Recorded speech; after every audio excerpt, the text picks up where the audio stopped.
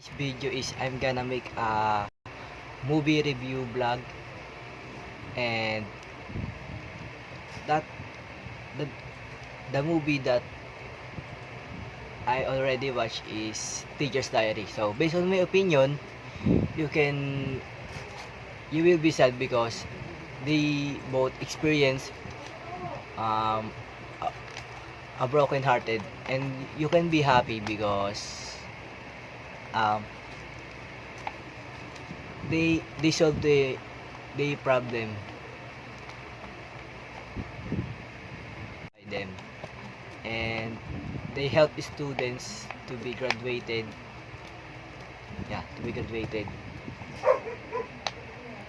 so based on the question number 1, what is the movie all about?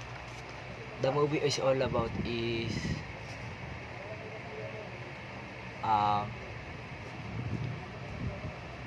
teachers who experience problem and still thinking positive, and that's it. And number 2, what is the theme of this film? What are the filmmakers trying to tell us? The filmmakers trying to tell us is keep positive and focus on your goal, like that. And keep help people if you can, and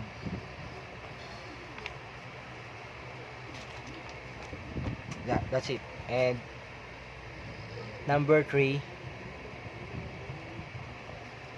is the movie at all similar to what's happening in real life?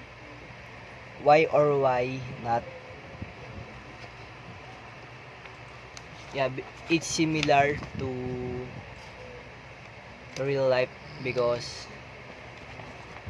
many people in this real life situation is they feel broken hearted, and but they still keep fighting and thinking positive, so they can solve the problem.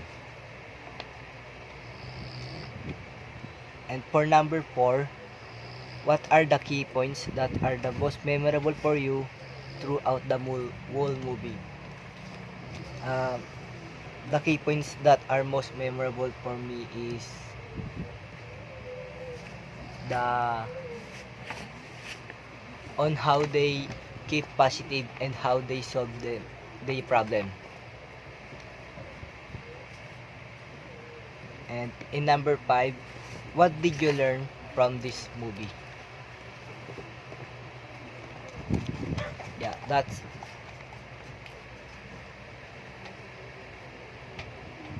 I learned from the movie is to keep positive and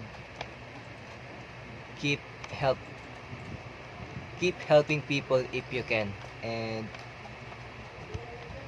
keep fighting.